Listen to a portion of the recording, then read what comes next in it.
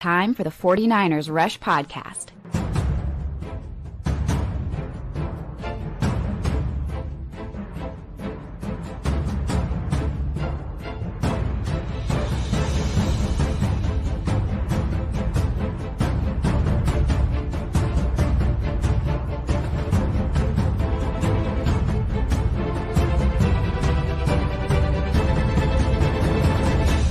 And here's your host, John Chapman. What is going on, faithful? I am so pumped to be back. I've been away, and so I apologize. I've been going and seeing family, all these things, but I'm so pumped to be back today with my main man, Ant. How are we doing?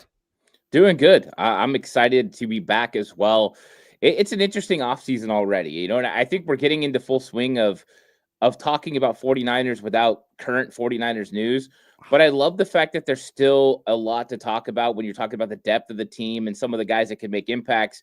I think that's a fun process because once we get into training camp, you talk about them a little bit. But once you get out of training camp, some of the depth pieces never get talked about. And I think it's an interesting point right now in the season where we can talk about those guys. You know, it's funny because I'll get emails and stuff, and they'll be like, man, in the past, like, you've had so much to talk about. Like, this offseason, you don't. And I'm like, I disagree. I would prefer every single offseason to be like this, where we get to create content that is around positivity and getting to know some of these under-the-radar players. That's today's show. We're going to highlight one player each in depth. That's going to be kind of the second half meat and potatoes of the show. I prefer this. I don't care about players' social media. I don't care about who they're following or not following. I don't like the contract drama. I don't like all that. I don't like that. I like this because we get to dive into crazy stuff. And we get to talk about who the number 3 linebacker is as opposed to this player's Instagram follows. And he said this on so like, and you and I aren't made for that world. Some people are made for that world. I'm not on social media watch. I don't know about you. I struggle with the social media stuff. I mean, half the time I read it and I don't even know what it means. So I don't try to get too involved in that. I don't get involved in social medias at all. George Kittle's with Taylor Swift. Who cares? I don't care about that kind of stuff. What I do care about is what's going to happen on the field and who's going to make the football team and how the 49ers 53 is going to be the best possible that it could be and what Kyle Shanahan's going to run on offense without Debo and what the defense is going to look like under Robert Saleh now. Those are the things that I get hyper-focused on, and that's what I spend my time looking at. And so, yeah, I'm glad there's no contract talk. I'm glad there's no real drama, even though there's some manufactured drama, I think, surrounding Brandon Ayuk a little bit. Just don't get tied into it. Not going to talk about it. And I think that's one of the things that I love about doing this show is we don't have to worry about that kind of stuff. Yeah, we call this show the coach approach, right? And like both of us coaches or former coaches, whatever. I know you're still doing lots of stuff, but like, yeah, we're trying to understand the football, like what is happening on and off the field. And that's just what we're going to keep focusing on. Shout out to my main man, Rusty. He says, good morning, fellas. Waiting in the examination room, waiting on the new doc. Hope it all goes well, man. I think that here's my issue. I think you're a superhero, Rusty, and that's why you are there. You're going to get diagnosed with x-ray vision, I'm pretty sure, man. Hope all's well, brother. But thank you to all the hashtag CCs, everybody coming through, all the hashtag TCCs. And if you haven't yet, go subscribe to the 49ers Cutback wherever you watch, listen, download. So let's dive in. The second half of the show is going to be under the radar player. I've got one guy I'm super pumped about to talk about. I want to get your ideas. But let's get through a couple of the kind of back end roster. You talked about the making of the 53, which I think a lot of people are talking about. We have 91 players on the roster currently. They're going to cut down to 53. Tatum Bethune is a player that, man, could be a roster cut practice squad player, could be a starter in that number 3 linebacker role. It's kind of, there's a myriad of projections for this player. So the question that you posed, and shout out to Ant, he came up with today's show, titles, questions, topics, A+, dude's the best there is. Could Tatum Bethune find his way into starting as that number 3 Sam or that number 3 linebacker in base personnel set? What is your argument for this is a legitimate shot? I do think that he has an outside shot. What would it look like for him to win that job, Ant? Well, I think it starts at realizing what the Sam linebacker does. And the Sam linebacker is usually a run stopper. They're in on your base 4-3 sets. They're going to play about 20 to 28% of your snaps. And they're going to come in, and that's their main objective, is to stop the run. When you look at the players that are at linebacker for the 49ers, he does that in just a high level. And that's just what he's about. It's the coverage part that's the problem for him. Now, if he improved enough in coverage, with his run stopping ability, the way he reshaped his body, according to Fred Warner, now you've got a legitimate argument, because the focus of the 49ers defense for the entire offseason has been, let's stop the run. Go draft Mikael Williams, stop the run. Go draft Alfred Collins to stop the run. CJ West to stop the run. Even Nick Martin is a run stopper. Upton Stout, another guy, stout on the outside, physical in the run game. This has been the name of the game. So I know that right now everyone is penciling in D. Winters and Nick Martin to be the linebackers, but I do believe Nick Martin is going to get the initial reps at training camp behind D. Winters, because you want to watch a rep, do a rep as you're a young guy learning. I don't think they're going to start him at Sam. That means there's going to be a competition at Sam linebacker, and that might be all Tatum Bethune needs, because if he starts playing with those instincts that he showed at Florida State and he stops the run at a high level, he might be able to engineer a starting job for himself there on base downs, because that's really what that position is about. And it'll be a late change for Nick Martin if D. Winters beats him out at will. Yeah, and that's what, like, okay, I try to step into what is the pathway to playing time or starting, as this question that you posed is, what if the 49ers rotate the will linebacker set? What if they say, look, Nick Martin, you're just going to play will, which is what I want personally. And the 49ers have notoriously been a team that will rotate the Mike and the Sam and do those. DFF has been that role, which is funny because you talked about the run game. DFF, who's held this number 3 linebacker job for, I think, 3 or 4 years, was a backup Mike and starting Sam, and he was a coverage guy that couldn't stop the run. Now you're getting the opposite of Tatum Bethune, who is a run guy who struggled in the pass game.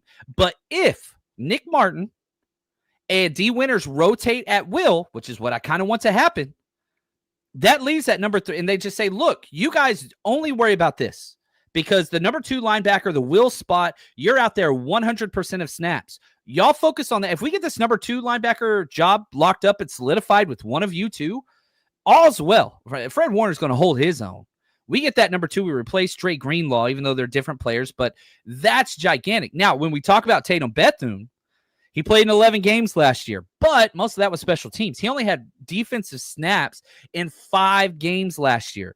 And most of that was kind of late round mop-up duty and blowouts one way or the other.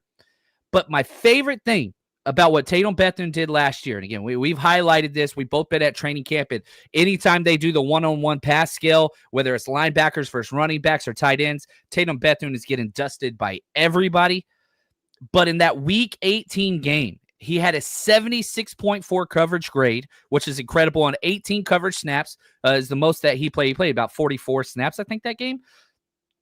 So we've seen something. We have seen him kind of improve and whatever else. Like, he left the season on a very high note in that cover. You know he can kill the run. And that dude is a thumper. It's just, can he not be a liability in the passing game as that number 3? If that's the case, he's making this roster. And if that's the case, he might be starting, as you said. Now, my question is this. He's not a Robert Saleh guy. He's not. Like, Robert Saleh was not on this roster when Tatum Bethune was selected in the draft. How much stock do you put in that, man, listen to the guys Robert Saleh did bring in? Luke Gafford, Chaz Surratt, Stone Blanton. That's not to mention Nick Martin. That's 4 linebackers that Robert Saleh, who coaches the linebackers, brought in. Where do you put the weight on this is not his guy versus, man, maybe Robert Saleh could use him?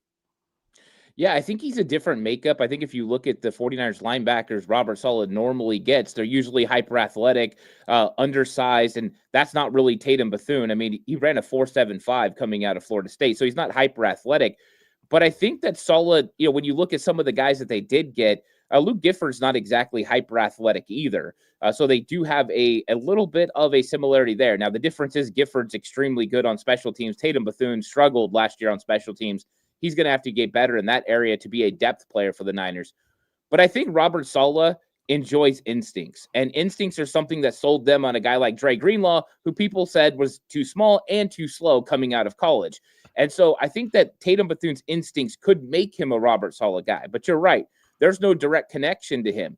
And so I think with those guys, they have to play better than even anticipated. That's why that he went out and reshaped his body. That's why he's trying to get a tick quicker. And we know in football, if you're a tick quicker and then you understand defense, the defensive scheme, and you can be a tick quicker there, that's the difference between you missing a tackle and getting there to make the tackle. So yes, he's not a solid guy, but I think he could become one quick, kind of the way that D Winters has, where Robert Saleh is like, oh, if he does what he's doing right now, he's going to have a big season.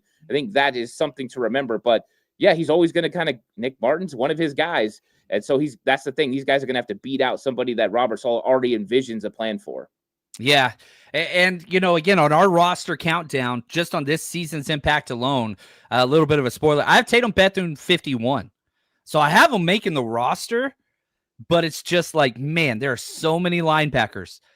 How's that going to shake out? And I would love it if Tatum Bethune was starting as that number 3 in special teams, because I think that he has something to offer. So a fun conversation. Shout out to my man Tavi.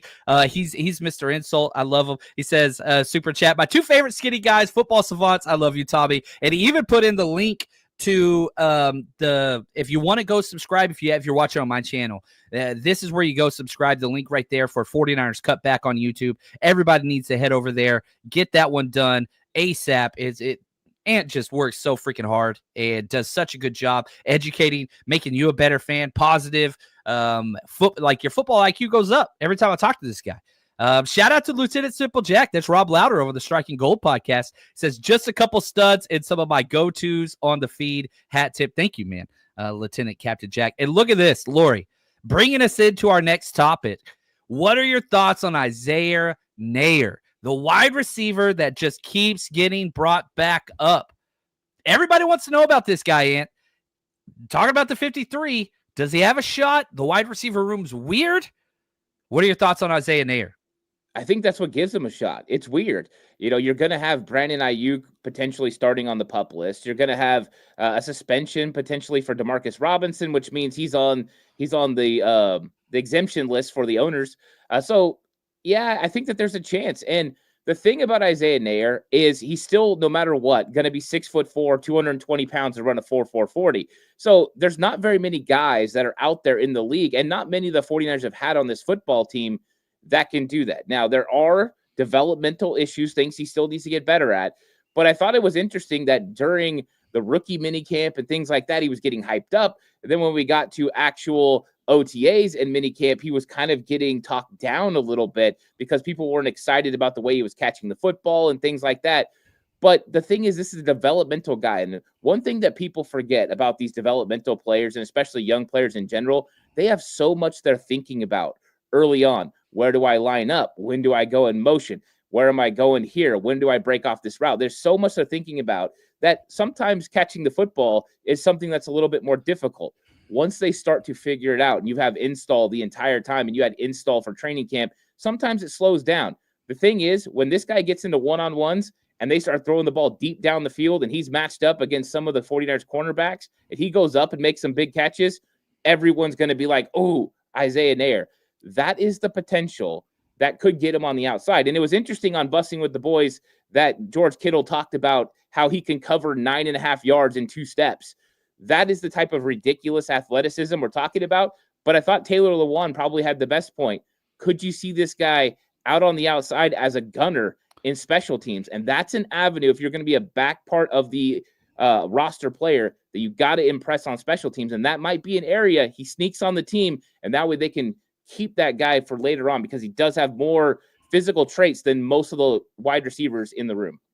Yeah, David R. says, Kittle on Bussin' with the Boys is a must-watch. Here's the quote, okay? George Kittle was asked about wide receiver Isaiah Neyor, undrafted free agent. He said, quote, he's a freak. He was running a route, and he got 9.5 yards in 2 strides. It was insane. We watched it 10 times in the tight end room. We were like, how is he doing this? At the bare minimum, he should make the practice squad. He is a freak, end quote. Yeah, those are promising words. And, you pull up Isaiah Neyor on Mock Draftable, and it has all the height, weight, speed testing numbers. I mean, he's crazy. Here are his comps. Quentin Johnson, Jaden Higgins, Nico Collins, Brian Thomas, like Chris Conley. And that's the thing. Chris Conley's retired. He's been on this 49ers roster as a special team stud. He was the best special teams player we had last year, in my personal opinion. And he could play all 3 wide receiver spots, especially stretching the field vertically. He was a 4-3 guy. You didn't replace that. You didn't go get a big wide receiver in the draft or free agency that has that kind of speed. So there is a role carved out for an Isaiah Nair. You just plug him into that Chris Conley role. If he can prove on special teams, which is how he's going to make this roster, and develop into a wide receiver like you talked about, it's funny. It reminds me of that video. I don't know if you've seen it. I posted the other day where like some people are just hanging around in their yard and the mom's like, that kid right there is going to be a professional athlete. You just check. He's so gifted. The dad like throws the football to the kid. It hits him in the face. Like gets him. Like you got to catch the ball. Now I'm a Longhorn and I've known Isaiah Nair for a very long time because he came to the University of Texas and was supposed to be a plug-in starter. Well, he tore his ACL before the very first practice.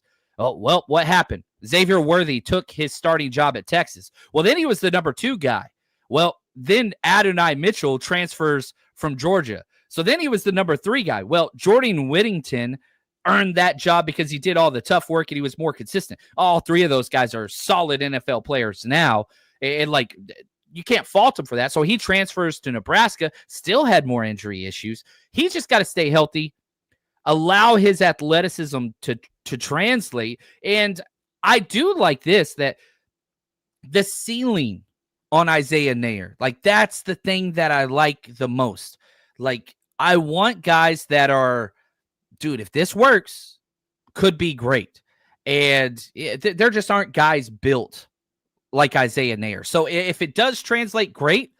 But if not, no big deal. It's an undrafted free agent. There's no guaranteed money on the deal. It's not going to hurt anything. But the fact that you have George Kittle already saying this guy's going to be practice squad at worst, I don't know. It's exciting.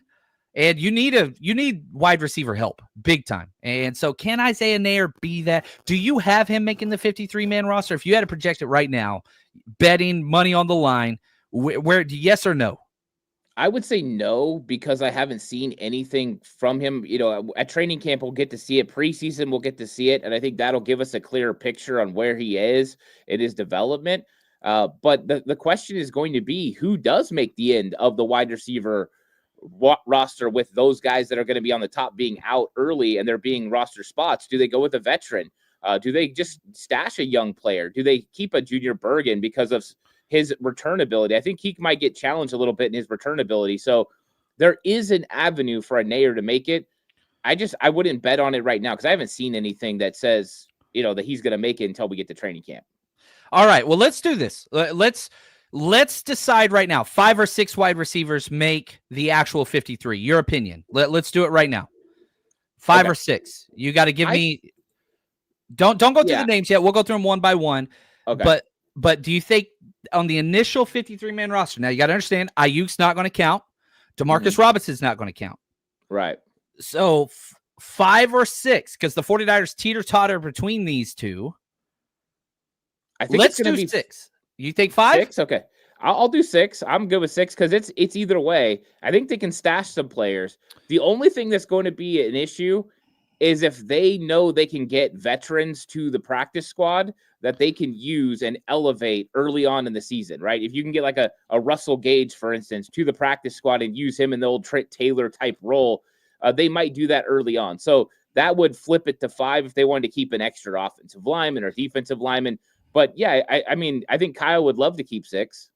All right. They've done this with Willie Snead, Chris Conley, like you talked about, like Trent Taylor. So, all right, let's go through these. Again, Ayuk on the pup and DeMarcus Robinson on the commissioner's exemplar. Juwan Jennings, locked. That's 1. Ricky Pearsall, locked. That's 2. Do you put Jordan Watkins in the lock category? I do. I think there's too much upside. 4th-round pick. They're not cutting him. Okay, that's 3. Jacob Cowing? Yeah, I think he's a lock this year. Man, who's the 5? Like, you've got Russell Gage, Isaiah Hodgins, Junior Bergen, Isaiah Nair, Malik Knowles, Tariq Owens. I'm very high on Malik Knowles because I don't think that they have anybody like him. But man, I said let's go with 6 just to be nice to make it easier. I don't think it's happening. I don't think it's happening. It's going to be 5. And so I am glad we did this. So who's your 5th? You're the general manager. You're the wide receiver room. Who's your 5th that you're keeping?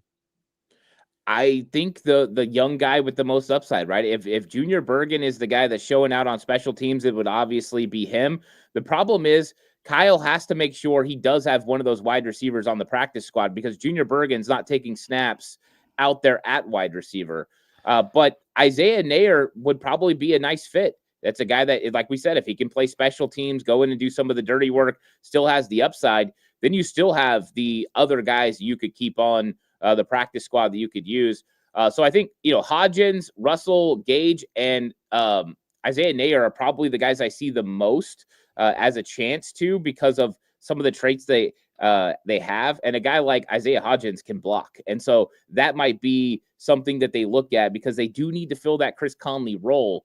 And he could do that early on. And he's a veteran who understands how to play, especially with a couple young pups up there early on with Watkins and Cowan. Yeah, it's hard to that the wide receiver position is just weird. It's just weird. And so you've got a lot of bodies: Russell Gage, Isaiah Hodgins, Junior Bergen, Isaiah Nair, Malik Knowles, Tariq Owens.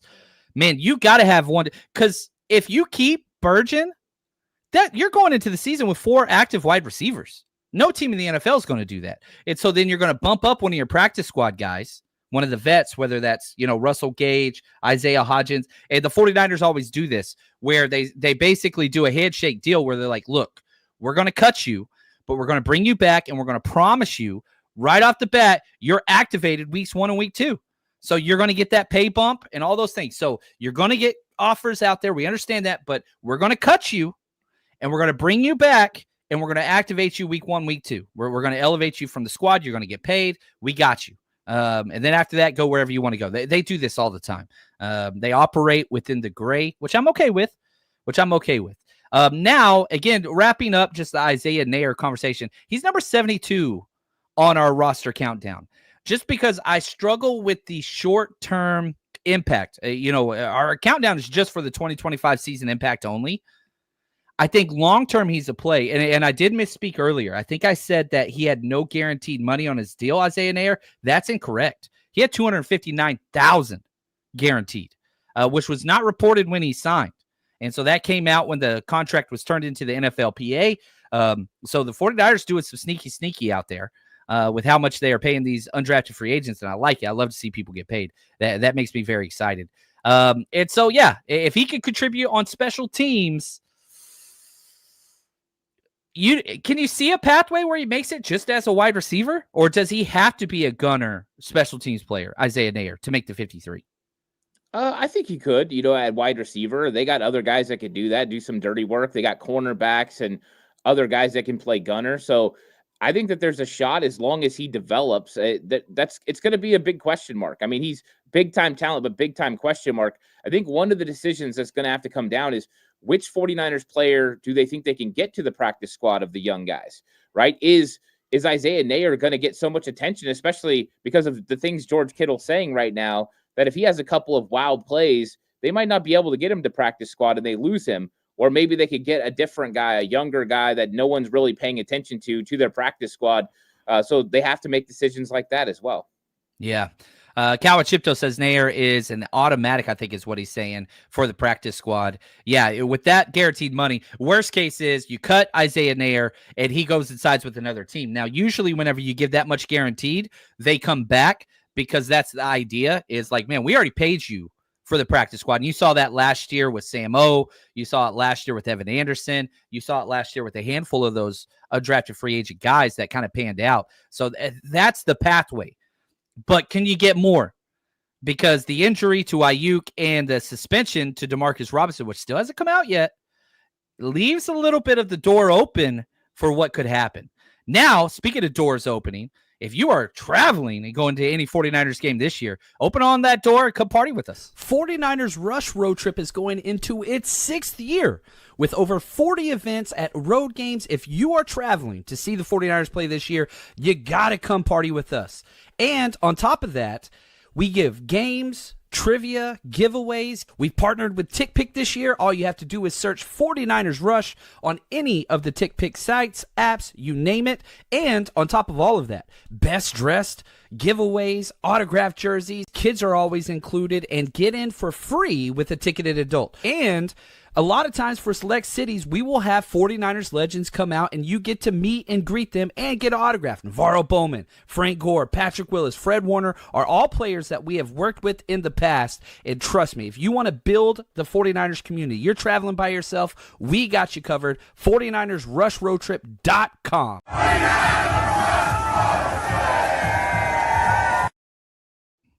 All right. Now, one of the things that keeps coming up in the chat today, and I kind of want to, this was not in our notes or plan, but I want to talk about this.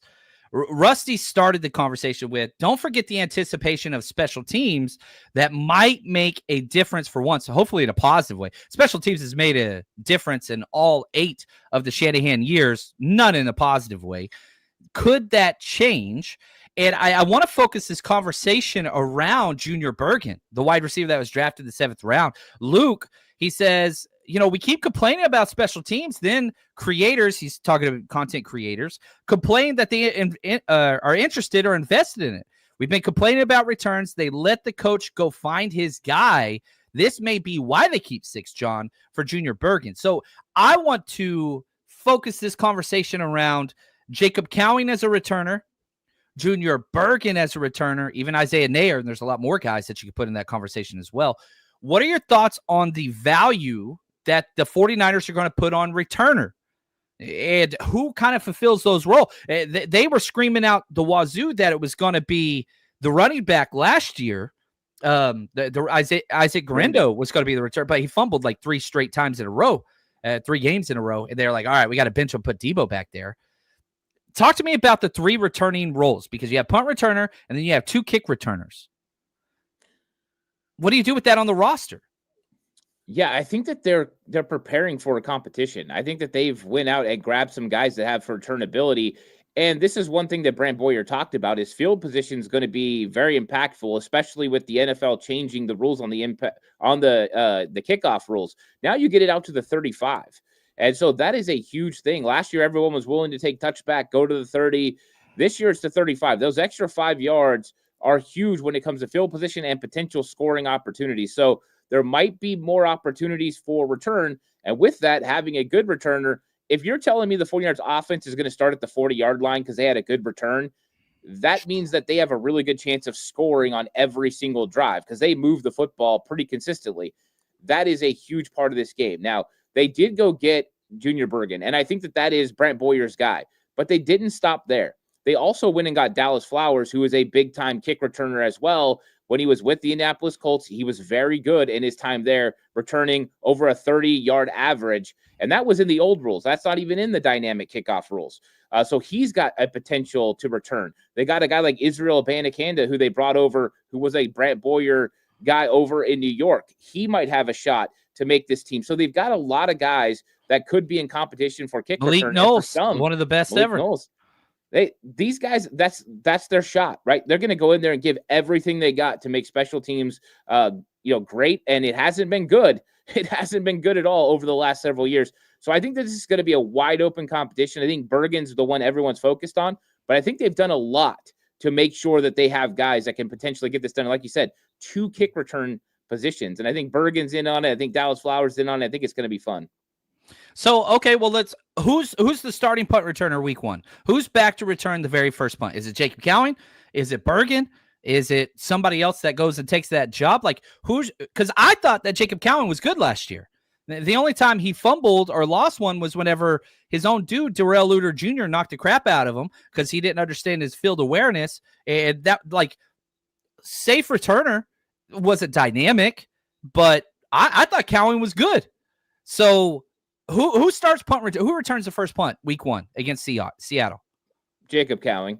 I think so too. I think Jacob Cowing, and they fooled around with the rookie last year. Luckily, he got it done. But Kyle was very clear he doesn't like putting rookies in that situation. I don't either.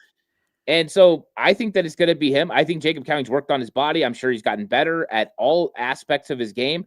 I think it's going to be tough to beat him out. I think if Bergen makes the team, he'll probably do kick return. I think that is something he'll do. But I think early on, punt return will be Jacob Cowing. Okay, so who are your 2 kickoff return starters to start the season? You got Bergen back there. You're putting Bergen there? Are you putting Isaac Garindo back there? You're going to give him a chance? My problem is I don't know if Bergen's going to make the roster. I just don't know. I definitely you gotta have don't think somebody. he's a lock. Well, yeah, but you've got running backs, right? I mean, you got guys that can do it. So you could easily put in Isaac Garindo if you want to. I don't think it's going to be Garindo, but some of the back end roster guys like Dallas Flowers, I think he's going to make the team. I'm one of the people that think he's going to make the team. I think he would be out there as a potential kick returner. And then you just throw in another running back, one of those other guys, Corey Kiner, one of those guys, even one of the back end wide receivers. You got some really fast ones. So maybe one of those guys do it. But if Junior Bergen makes it 100%, he will be back there day one as one of those kick returners. The one thing I go back to, if you were willing to put Debo back there, I don't think that they're going to hesitate to put, Jacob Cowing back there. Or, one of those, maybe even Ricky Pearsall. If you can put Debo out there, why can't you put Pearsall or something along those lines? But I do like those back end guys, whether that's Malik Knowles, Isaiah Nair. You talked about Dallas Flowers. Even, Patrick Taylor Jr. was back there returning kicks a few times. So you have the bodies. I want upside. As a kickoff returner, I want upside. And, Isaac Garindo's got to learn to hold on the ball. But, he can kick return. He has no vision, sometimes run into his own guys. But we saw the explosiveness. So I'm going to say this. Here's who I'm arguing myself inside my head. I want Jacob Cowing as the punt returner week 1. I do want Junior Bergen back there as one of the punt returners. And I kind of want Malik Knowles. Those would be the guys that if I could pick now, can Junior Bergen and Malik Knowles make this or get, called up or elevated from the practice squad? Is that a little too rich? I don't know. But if I want dynamic returns, Junior Bergen has to be back there.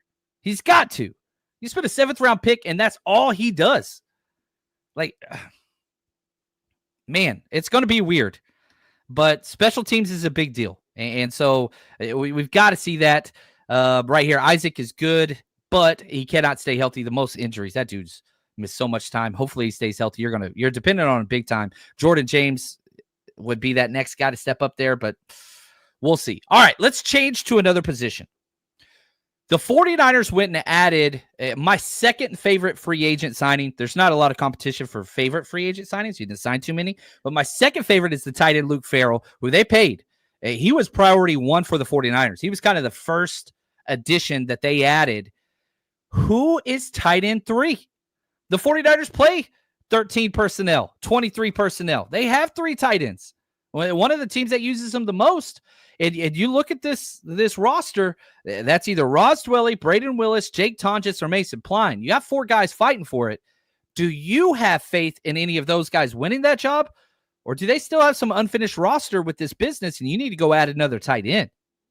Well, I mean, we talk about tight end 3 and you're like, well, they'll play in 13 personnel and you're completely right. But what about the times when George Kittle's out? There's usually a couple of games during the season because he plays so hard. He's so physical in his blocking that he's out. We can't have Luke Farrell starting and there not be a realistic receiving threat from the tight end position. Like that will definitely damper the 49ers offense in the way that Kyle Shanahan schemes things up. You got Ross Dwelly. I think right now Dwelly is tight end 3. And I don't know how comfortable people feel about Ross Dwelly getting those snaps in those football games and potentially being a threat to catch the football. I think that they need somebody else. I don't have a lot of confidence in Braden Willis and Jake Tonjes. We never even saw Jake Tonjes very much last year. They kept him on the active 53-man roster to start the season, and he just never really did anything. And then with Mason Pline, I have zero idea where his development is. Training camp wasn't great last year. Preseason, he never really got any opportunities. I think like 1 or 2 special team snaps. I just don't know how far this guy is away. And so to me, I look at this as a major hole for the 49ers because you have to worry about those times George Kittle's out. That would be a huge deficit for them if Farrell and Dwelly are your 2 tight ends going into that game. Yeah, and like everybody remembers Ross Dwelly, like 2021 Ross Dwelly. Like Ross played last time in 2023 whenever he played 70 snaps. Like he wasn't somebody you could really rely on. And I do think that Ross Dwelly is the tight end 3 right now, and I don't like that.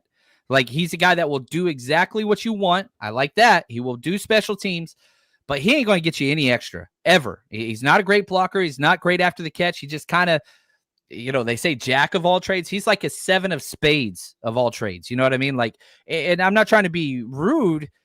It's just like, what do you do? Braden Willis played 25 snaps last year.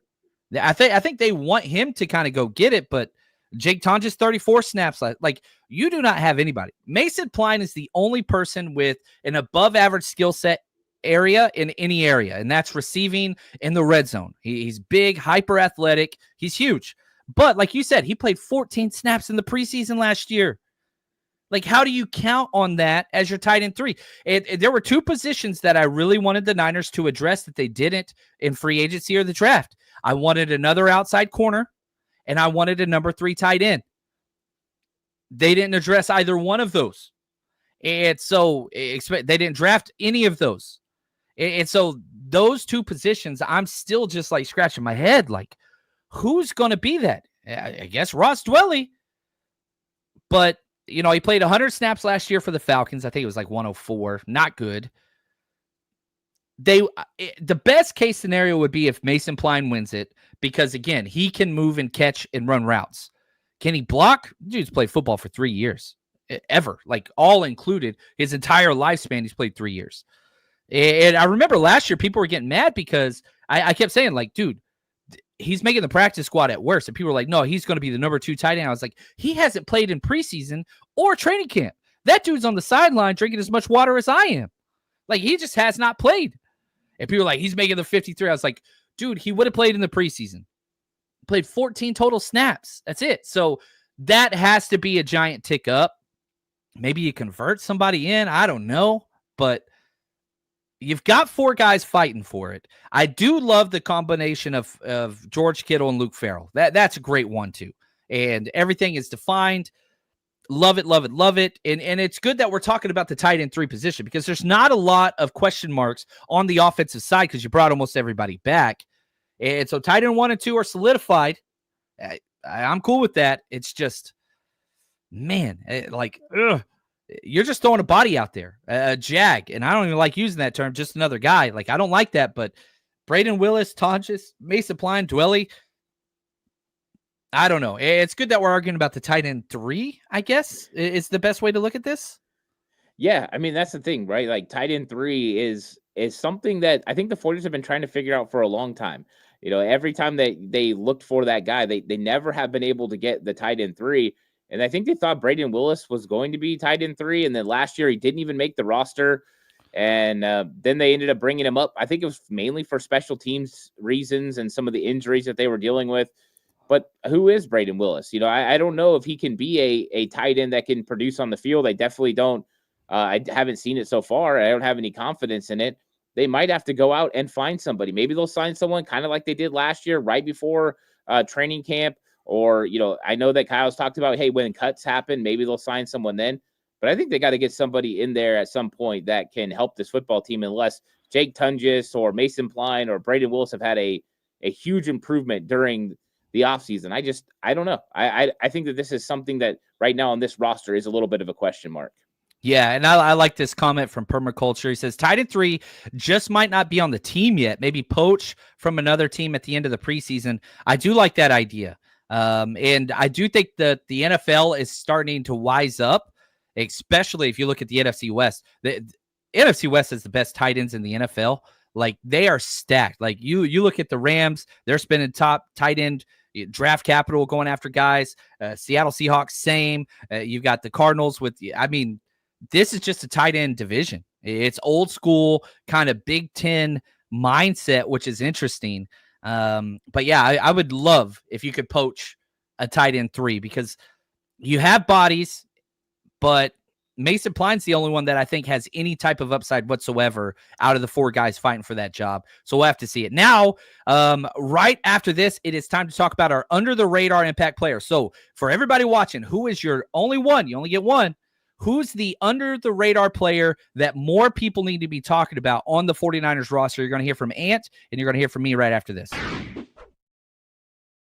Hey, Niner faithful, if you're looking for tickets to see the 49ers play this season, TickPick is the destination for the best deals you'll find on tickets with absolutely no hidden fees. TickPick guarantees the best price on tickets to every NFL game and beyond. Download the TickPick app and use code NINERS, NINERS, at checkout to save $10 on your first order. Again, that's code NINERS. Get your tickets ready today to cheer on the team with the rest of the 49ers Rush community. And all of our events for the 49ers Rush road trip are sold exclusively on the TickPick app or tickpick.com. Just search 49ers Rush. All right, so who is your under-the-radar player for the 2025 season, Ant?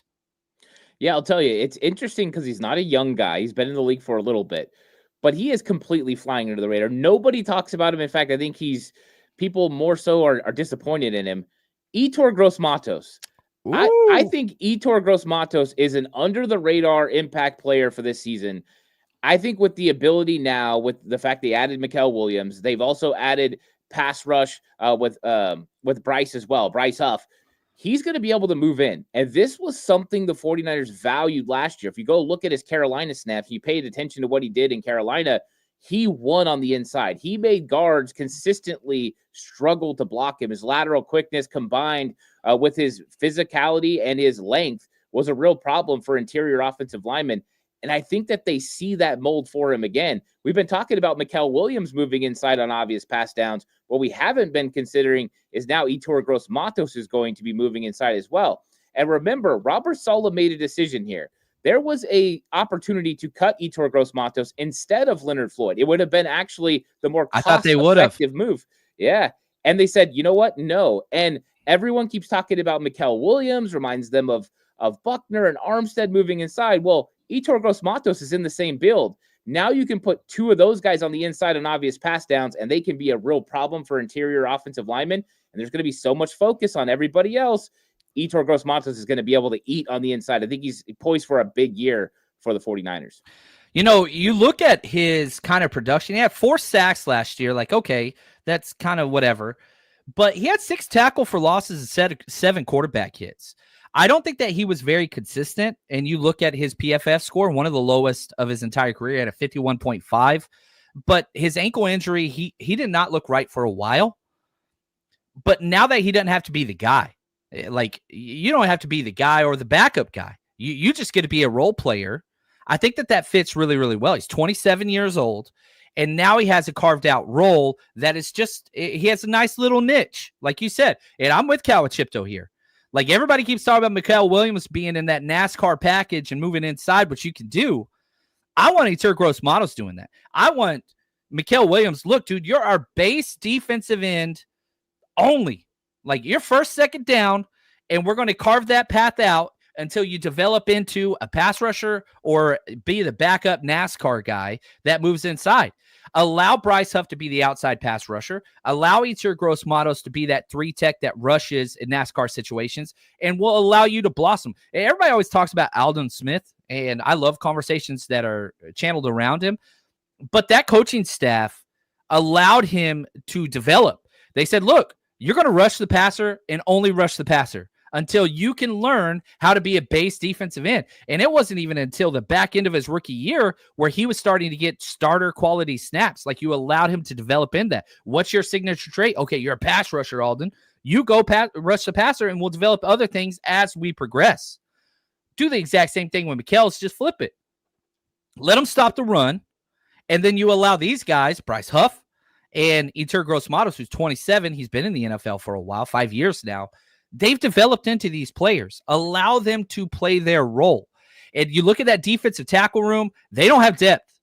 Depth isn't there. You're hoping all these young rookies pan out, and that's great, but that's a lot to ask. Well, make it easier on them. You know Alfred Collins can stop the run. You know CJ West can stop the run. Well, we're going to kick in not one but two defensive ends, and Yetur Gross-Matos and Mikael Williams. Everybody do your job, which you're good at, and we're going to grow together. And so I like that. Now, I do have to say, I am still angry, and this is maybe where I differ from a lot, because I'm a fan first, and who coached, whatever else. Like, I'm not unbiased. And that Seahawks game where Geno Smith did what he did was because of Yetur Gross-Matos. The dude quit in the middle of the play. He quit 2 plays back to back. Now, you can watch on silent tape, and he's saying, get me off the field, get me off the field. And Chris Kusarek's just sleeping. I don't know, it was a hurry up, whatever. They're like, dude, you got to play. He quit. So I was a little shocked they kept him over Leonard Floyd. I think it makes sense whenever you're looking at age, not money, but age. So I don't know. What projection? He had 4 sacks last year, 6 tackle for loss, 7 quarterback hits. Do you think he meets that, exceeds that? What do you see for Yetur this year? Yeah, and I got to give Yetur Gross-Matos a little bit of help on that. Remember that game Nick Bosa got hurt and was out, and they were rotating less defensive ends because they just didn't have the guys, and he did gas 100%. And I wish that they had a different linebacker that could have spied, but they had Devondre Campbell out there. That's another story. It's Nick Sorensen doing Sorensen things. But when you're talking about Yetur Gross-Matos, I think his production goes up. He had 4.5 sacks for Carolina. Last year, he had 4 sacks in limited role. You talked about the ankle injury. That set him back a lot. His ankle injury was far worse than Leonard Floyd's, even though they happened pretty much on the same play. And so I do think it's going to go up. I wouldn't be surprised if he doesn't have 6.5 sacks this season, able to make an impact. There's going to be so much focus on Bryce Huff, so much focus on Nick Bosa. That means the offensive line fans out. When that happens, it creates space on the inside where he can go do his work against guards, guys with shorter arms, guys that aren't as quick laterally, and that's going to be a real problem. I think Gross-Matos eats. I think there's an opportunity for him to have a really big season, and he's also, guess what, guys, in a contract year. He's 27 years old. He's got an opportunity to go get another big contract on the open market. He sees the Arden Key type money signs. He sees the Charles Omenihu type money signs in his eyes. He's going to go out there and try to have a big time season. Yeah, and it was kind of a rarity for the 49ers to put a 2-year deal on him. They usually go get these mercenaries out of the rookie deal that underperformed and say, hey, 1 year, prove it, go make your money. They did 2 for Yetur. So this was somebody that they were really high on. I remember him coming out of the draft. I was like, dude, this guy's a perfect fit for the 49ers. It didn't work out. He didn't go to the 49ers, but they were able to bring him in through free agency. I think there's more meat on the bone. And I'm a little bit of he underperformed last year consistent-wise. Numbers are better than I think the tape was consistently. Again, this was a 51 grade PFF. Consistency wasn't there. Can he stay healthy? Can he just play in his role, fulfill that niche? I think that could be a big deal, and I really hope that it pans out. Now, I forgot to talk about this earlier on the show, but before I give my under-the-radar impact player, we have our Jerry Rice Tier Zoom Hangout Monday, the 30th of this month, the last day of June at 5:30 p.m. So that has been posted over on Patreon and the 49ersrush.com. So Monday, the 30th at 5:30 p.m. Pacific time. Come hang out with us. That's the time where we get to hear from you. We just get together and hang out for an hour. It's a great time.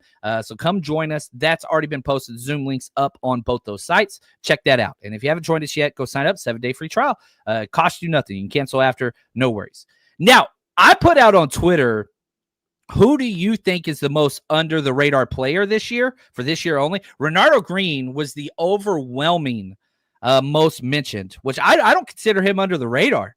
Like, the 49ers didn't bring in any outside corner help. Like, they are banking on him being a top flight starter. Would you like, so whenever you talk under the radar, does Renardo Green, like, what are your thoughts there? Yeah, I don't have him as an under the radar player because I think he's on everyone's radar as a guy that's going to step up and have a really big season. So yeah, I didn't consider him. I think he's ready to roll. He's going to have a good year. Yeah, my answer, okay, was DeMarcus Robinson, which is kind of weird because he's going to be suspended early. I think the 49ers have a major need at wide receiver. And yeah, Debo's gone, which hurts big time, but Ayuk's out early too. Well, so is DeMarcus Robinson. But I think this was my number one free agency signing that I liked the most because I thought it was a major need and you needed veteran leadership. I didn't want more rookies wide receivers because Shanahan hates rookie wide receivers and never plays them. Jacob Cowan gets a 50-yard catch, doesn't get targeted for 6 more weeks. Ricky Pearsall had to play because of all the injuries, but he paid out. But he was a first-round pick that didn't practice in the training camp preseason, then the shooting incident or whatever. Like, it was awful. But, man, you're banking on Ricky Pearsall being a guy. You're banking on Juwan Jennings to continue to be that number one guy. But I think that there is a lot of room for Demarcus Robinson, who was signed for not 1 but 2 years. I think that's huge in and of itself. And remember, Demarcus Robinson in the 2 playoff games for the Rams had more snaps, more targets, and more receiving yards than Cooper Kupp did. Like, he overtook that wide receiver 2 role when it mattered most for McVay going down the stretch. Now, we got to play against Cooper Kupp still because he signed that huge deal with the Seattle Seahawks, but you have the guy that was doing way more than him in the playoffs whenever it mattered most. I think that Demarcus Robinson, that signing, I think it's huge because it gives you a little bit of depth on a team and a roster that does not have depth. It sure as hell doesn't have veteran depth at many positions, but this is the one that's just like, all right, he's going to help us get through this Brandon Ayuk injury. And then this is the last year of Juwan Jennings. He's going to help us get through that whenever Juwan Jennings leaves next year. And I hate to tell you, everybody, I love Juwan Jennings. I wish he would stay with the 49ers forever. I don't think that's happening. You don't keep drafting all these wide receivers and do wide receiver 3 contracts. Juwan Jennings is going to get paid probably $23, $22 million a year for somebody. Remember, Darius Slayton got $15 million, which is stupid, but hey, get paid. The wide receiver position is bananas. So Demarcus Robinson, who's been kind of a career number 3 wide receiver, but man, he put up 7 touchdowns last year. 7. I think that he can go out there and have a 500, 600-yard season with 5 to 6 touchdowns and do his job and allow the 49ers to convert some third downs that perhaps they would not. So I think Demarcus Robinson is going to play a very, very key role. Just won't be in the first couple weeks. Yeah, I like that pick because Demarcus Robinson really frees up Juwan Jennings and Ricky Pearsall to play their normal roles because he's got the versatility to play all 3 of the wide receiver positions, which means you can move those guys around. Sometimes you can play Juwan at X. Sometimes you can move him to, Z, or he can play in the slot. And Demarcus Robinson is the consummate professional. He goes out there, he executes, he runs good routes, catches the football consistently. And last year alone, just what he did for the Rams and the way he was able to win and score touchdowns is something that the 49ers desperately need. Last year, one of the biggest weaknesses for the 49ers offense was red zone effectiveness. Adding a player that knows where to sit down, where to go, how to make tough catches, because he does make tough catches, that is something they needed to add to this offense. So I love that Demarcus Robinson pick from you because I do think that he's kind of flying under the radar, and a lot of it because people are trying to just kind of ignore him because of the impending suspension.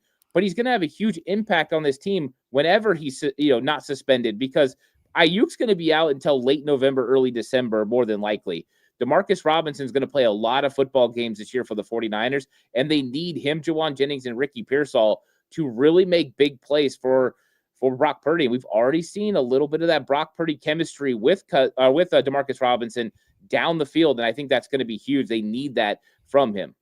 Yeah, and Kawachipto says, hearing Robinson's suspension might be mid-year. The NFL is, pardon my French, batshit crazy when it comes to handling these issues. There is no projection. Now, if Demarcus Robinson's suspension is mid-season, that'd be a dream come true because you need him as an outside wide receiver until Ayuk gets back. Now, obviously, your 1-2, assuming everybody stays healthy, is Juwan Jennings, Ricky Pearsall. But the 49ers ran more 11 personnel last year under Shanahan than they have in all 8 years of Kyle Shanahan being here. So you have to have that third wide receiver. And I think what I would do personally is Juwan Jennings is your X, and then you put Ricky Pearsall on the Debo role at that Z role in 2 wide receiver sets. But whenever you go 11 personnel, Demarcus Robinson's outside.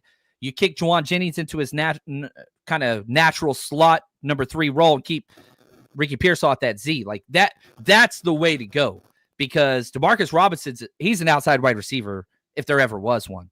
Now, his top end speed's not the best anymore at his age. He's 30 plus, but man, he runs that dead leg outside plant move That's his go-to, and it works. You look at yards per catch, he had 16.3 last year, which was top 30 in the NFL for all wide receivers. Like, he's an outside guy. And this roster, we talked Isaiah Nair, we talked about Junior Bergen. You don't have a lot of outside wide receivers. You have a lot of Z's, and you have a lot of slots. So Jordan Watkins, I know he's an outside guy, but I love that we're hearing positives about him. I'm not trusting Jordan Watkins early on, which is where you need the help because Brandon Ayuk's injury. So I think Demarcus Robinson is just gigantic. He's my under-the-radar player. Yeah, I'm not saying draft him in fantasy football leagues or dynasty leagues, but I'm just saying he is a guy that will convert touchdowns in the red zone, like you talked about. He will help you on third downs. He does all the dirty work, and he just fits the culture kind of mold of a 49ers wide receiver that can go get the job. I don't think he's better than Ayuk or anything like that, but I'm pretty excited just that the 49ers have some flexibility to where you have 3 wide receivers. I'm a little worried about Pearsall and those hamstrings. Like, I'm just worried. It makes me a little bit less worried and able to sleep at night knowing Demarcus Robinson's on this team. It can play any spot. He can play X, he can play Z, he can play slot, and he's got the veteran backup trajectory to where it's like, man, you could trust this guy. Yeah, I like that you can go find matchups too. I like this corner on this receiver. Let me go move these guys around. And when you have versatility of your wide receivers to kind of move them around and they can have success, I think that there's an opportunity for Robinson to have some really big time plays. But you had to have veterans as well. With Ayuk being out, you have Jennings. He's the veteran, but Ricky Pearsall's still a young guy. And having a key veteran that you can count on play in and play out was a key element to rebuilding this wide receiver room. You got to have some guys at the top that are still veterans that know how to do it, that can get the job done. And then you have some young guys who are developing, and that's where you get the nice mix of guys that can make plays. So I think Demarcus Robinson is going to make a huge impact on this team. I'm excited that they added him. I thought that was kind of an under-the-radar signing at the time. I think a lot of people were looking at more bigger names, so it flew under the radar, and it's flying under the radar now because of the impending suspension. But I think that he's gonna make plays, and people are going to be very excited about what he adds to this 49ers offense. Yeah, I like that. Now, a couple comments that I want to talk about just like with trades and stuff out there. Joe, appreciate you, bud. He says, man, everyone loves Robinson, who's over 30, but doesn't want 29-year-old McLaurin. Well, Demarcus Robinson signed a 2-year, $8 million deal. He costs $4 million a year. And you didn't have to give up draft assets. I love Terry McLaurin, but he's going to cost you Brandon Ayuk, who you already paid, all that dead cap, and probably a second-round pick, maybe a third-round pick. And then on top of that, I love McLaurin over Brandon Ayuk. I'm not disagreeing with anybody there. Why would I always go to these 3 things. It has to make sense for the player, for the team trading him, for the team trading him away. Why would the Commanders trade away him? It makes no sense. And plus, he wants a brand new top-of-the-market paid wide receiver deal. No way the 49ers are going to do that. Yes, I would prefer Terry McLaurin. I just don't want to give up a second-round pick or a third-round pick and pay another wide receiver top-end money. That's why I'm like, no. And to the 49ers 2025 comment, I like this. 49ers better be trading for Christian Darrisaw. I don't trust Burford at left tackle. Christian Darrisaw would cost 3 first-round picks and top-of-the-market money. And why would the Minnesota Vikings trade him away? He's a top 3 left tackle in the NFL and young. I would love Christian Darrisaw. He was one of my favorite picks ever, and I was so high on that dude. But nobody trades away 20-something-year-old top 3 left tackles whenever they're in title contention, and you have a new quarterback stepping in. So, yeah, I would love Christian Darrisaw. I would love Terry McLaurin. I don't see why either of those 2 teams would trade them away, and I don't see the 49ers spending multiple firsts on a left tackle. I wouldn't mind it, but I just don't think they're very realistic options. Any thoughts on those 2 hypotheticals? Yeah, with Terry McLaurin, I think this would have been more likely last season, before Brandon Ayuk got signed to the new deal, because then they could have reworked it or had a deal that they signed him there. McLaurin is also healthy. Brandon Ayuk's not, which means a team like the Washington Commanders, who are in the mix to make a Super Bowl run, would have to wait on Brandon Ayuk, potentially be ready December, into November. Why when you could have a healthy Terry McLaurin? And I get it. He's not happy. He wants a new contract and all that plays. I just don't think it makes sense, Brandon Ayuk for McLaurin, for those kind of reasons, plus the money for the 49ers. That doesn't make sense. I'm in agreement with you on those. And when it comes to Darrisaw, would absolutely love it. That would be phenomenal. But I don't see that in the cards. I don't think Minnesota's trading him. I think, in fact, they never want him to leave Minnesota. I think they want him to be their Trent Williams. They're a longtime guy who eventually slides into a Hall of Fame type role. I think that's really what they're looking at. So I don't think that he's going to be traded anytime soon. Yeah, both those teams are buyers, not sellers. And I just looked up Terry McLaurin's contract. He has almost $1 million per game roster bonus. So, like, Washington don't have to do anything. Like, you sit, that's $1 million a game. Like, you know, you're not getting that back. So I love both those guys. Don't get me wrong. And I probably one of my biggest draft misevaluations was Terry McLaurin. I thought he was like, I think I had a 5th round pick on him, grade on him. One of my biggest misses ever. And so, like, every time I bring up Terry McLaurin, I always have to tell everybody how terrible I am because that dude, he humbled me. And I was like, what am I missing? The big play threat that just came across. And yeah, I was so wrong on him. But man, this has been a fun show. This is my first show back in like a week. I'm feeling good. Ant, thank you for teaching and just helping everything. Talk to us just real quick about what shows you got go up, what's on your Patreon right now, and how we can help support the show. Yeah, on Patreon, I've been putting out, I ranked the top rookies 1 to 11 on Impact. So you guys can check out that. That's available over there. I don't want to ruin it. I got to go. I haven't listened to it yet, so I got to go check it out. But, I'm curious who your one is. I don't tell us.